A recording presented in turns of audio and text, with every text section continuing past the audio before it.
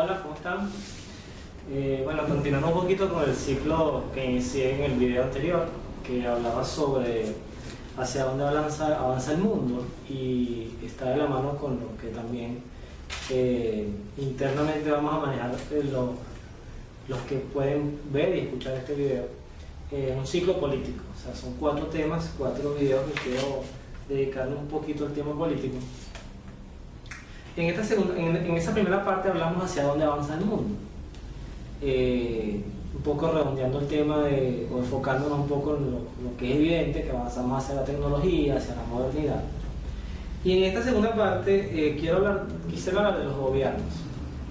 ¿Por qué los gobiernos democráticos, en su gran mayoría en el mundo, y sobreentendiendo la democracia como el mejor sistema de representación política que tenemos, algo que yo particularmente colocaré entredicho con algunos ejemplos que les comentaré? Lo cierto es que la democracia es el sistema que todos los países, entre desarrollados y subdesarrollados, quizás de manera más amplia, más plural que otros, pero todos en cierta forma manejan un concepto de que las personas se trasladan a un lugar cada cierto tiempo a elegir a sus gobernantes o a, en cierta forma, ratificarlos, o sea, para que sigan gobernando.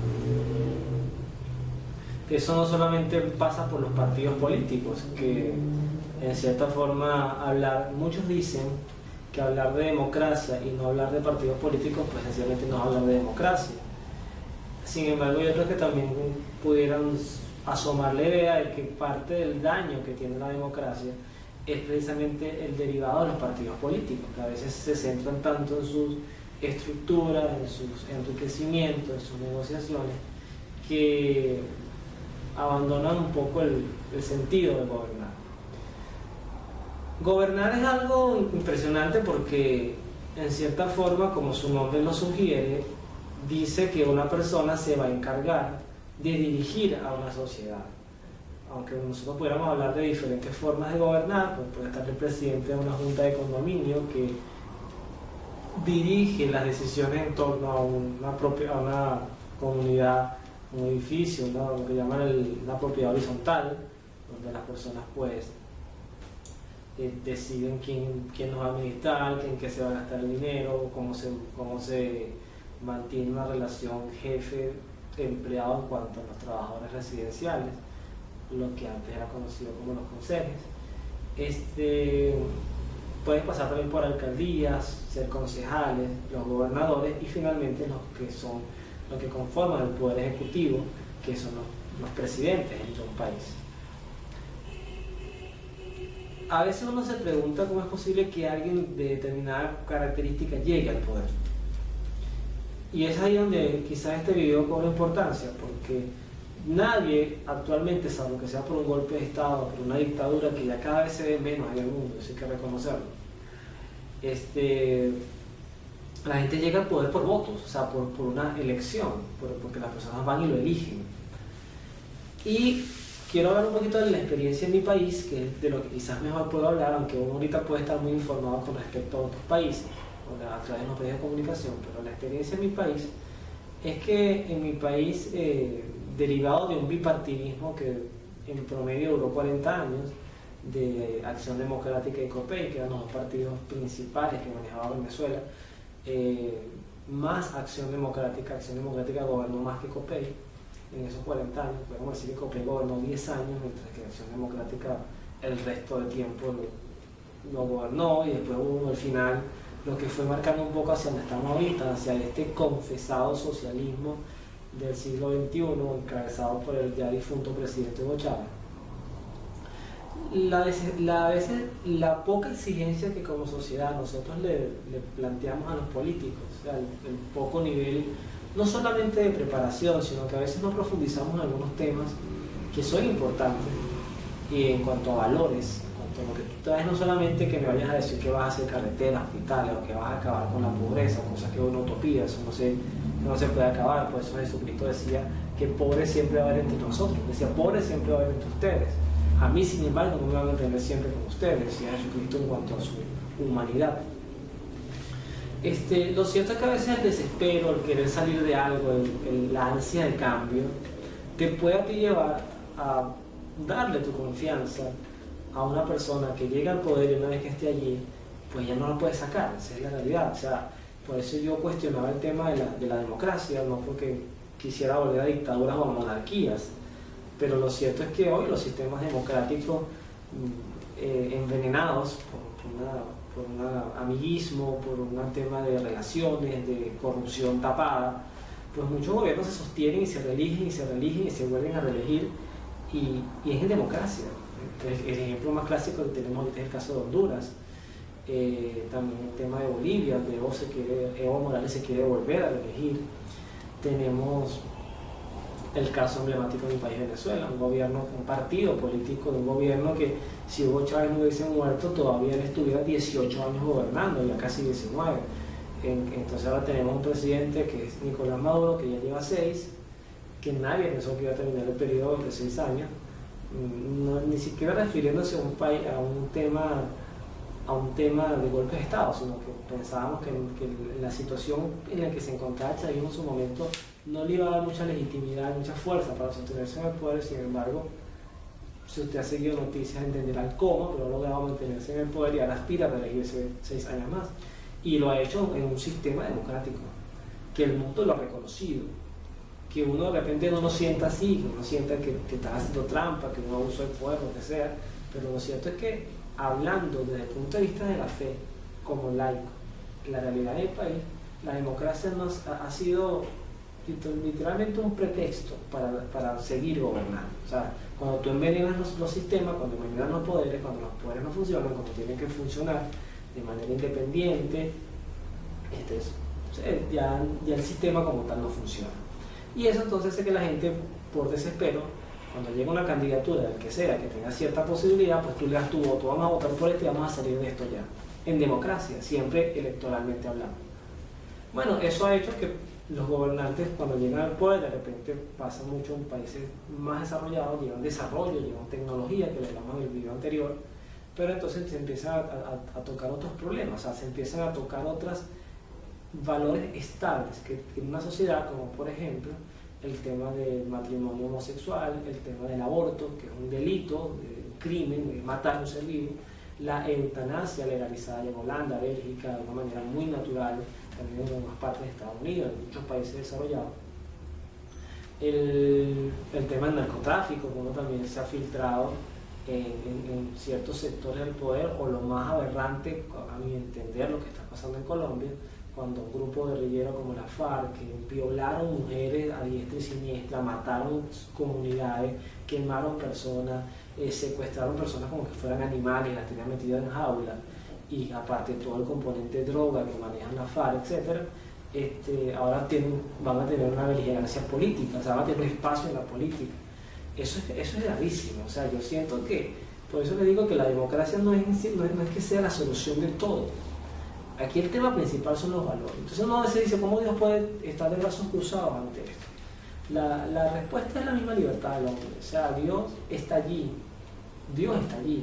y no ha dejado de estar en la Eucaristía, en la palabra de Dios, en los profetas, en los sacerdotes, en los que predican con fidelidad el magisterio. Pero Dios no impone, no se impone, es uno de los grandes misterios, pero eso es lo que a la vez lo hace ser un Padre tan hermoso. Dios no se le impone a la gente, Dios está allí como una alternativa. Ustedes pueden ver el ejemplo de aquella parábola de Lázaro y Epulón, donde Epulón ya en el infierno le dice a Abraham, permítele a Lázaro ir a donde mis hermanos para que les adviertan de esto. Pero, o sea, mira, si uno vive mal, si uno es desconsiderado con los pobres, si uno es despilfarrador, pues uno se va a ir al infierno, y esto aquí se sufre de verdad. Y Abraham le dice, no, es que ahí tienen a los profetas, que oigan a los profetas. Y es que, porque te aseguro que el que no escucha a los profetas, ni que resucite, aquí hay una conexión con lo que iba a pasar con Cristo y la resurrección, ni que resucite un muerto delante de ellos van a creer. Y esa es la verdad. O sea, tenemos un Cristo que resucitó, un Cristo que nos salvó, un Cristo que se ha hecho presente con milagros, prodigios. El siglo XX no tuvo pocos milagros. Para mí uno de los más sonoros, en 1919 con la Virgen de Fátima, que le celebramos los 100 años ahorita, en 1917. cuando la Virgen de Fátima advierte no solamente sobre el pecado, sino inclusive llegó a hablar claramente sobre los peligros que iba a derivar la revolución bolchevique y todo el tema del comunismo para el mundo, y cómo los errores de Rusia, decía ella, se iban a esparcir por el mundo. Y efectivamente hoy tenemos gobiernos como el de Cuba, la misma Venezuela y bueno, algunas otras naciones, la misma China, que también pasó por este proceso con Mao Zedong, que han desencadenado literalmente hambre, muerte, sufrimiento a las sociedades.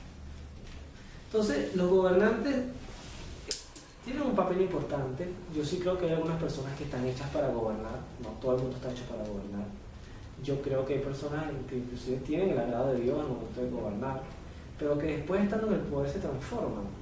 Y por eso es que el elector, voy a atreverme a decir algo más, muchas veces se le critica al elector que no vota, ¿no? Pero es que tú no votas, y la abstención es darle el voto a los que nos oprimen, a los que cambian las leyes. Hay que participar. El problema de fondo es cuando tú no tienes a alguien que te represente al momento de votar. Yo, un ejemplo claro, creo que lo vivió Estados Unidos con la elección de Hillary Clinton y Donald Trump, donde salió triunfador Donald Trump. La gente hablaba del mal menor, y mucha gente, yo estoy seguro que muchos de los que me están escuchando se decantaban por Hillary Clinton, porque Hillary Clinton era una continuidad un poquito de la gestión de Obama, para muchos reconocida, para otros no. Obama fue un presidente abortista, fue un presidente que impuso mucho el tema de los transgéneros. Obama fue un presidente que planteó, por ejemplo, el tema de los baños igualitarios, donde si yo me siento hombre tengo el derecho a ir a un baño de mujer y a mí nadie me tiene por qué negar eso. Y aparte de eso, el gobierno demócrata pues fomentó financieramente y protegió a esta empresa criminal llamada Planned Parenthood, que literalmente comercializaba con tejidos humanos una vez que eran abortados. Donald Trump, por su parte, con todo el tema de los inmigrantes, con todo el tema de la parte de su manera de ser, que a veces peca de soberbio, de sobrado, como decimos en Venezuela, Donald Trump fue muy claro con temas de leyes de aborto y de homosexualidad. Y eso gustó a la comunidad conservadora cristiana protestante de esta nación.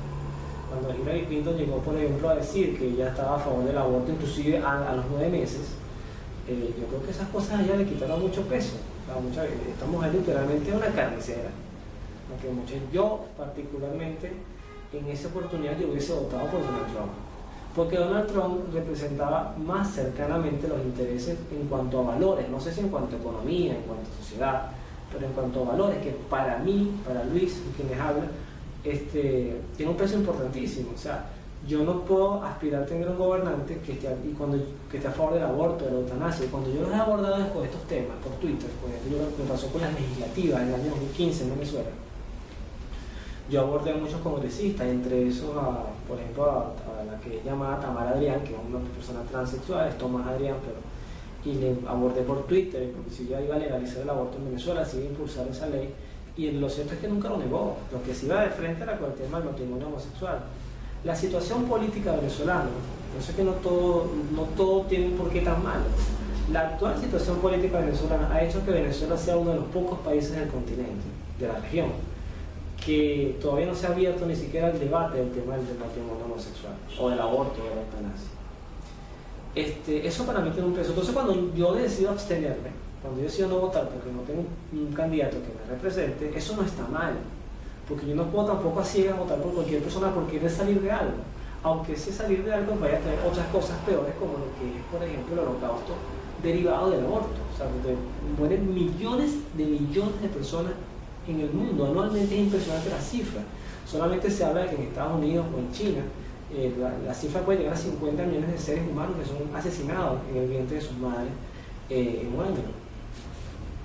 Entonces, esas cosas, los gobernantes que están en el poder, tenemos que siempre entender esto. Están ahí porque nosotros los elegimos, y nosotros tenemos el deber de exigirle no solamente un plan de gobierno, mira, qué piensas hacer tú para el país, cuáles van a ser tus medidas económicas, políticas, inclusive quién va a ser tu equipo de trabajo, que muchos lo presentan después de que son electos.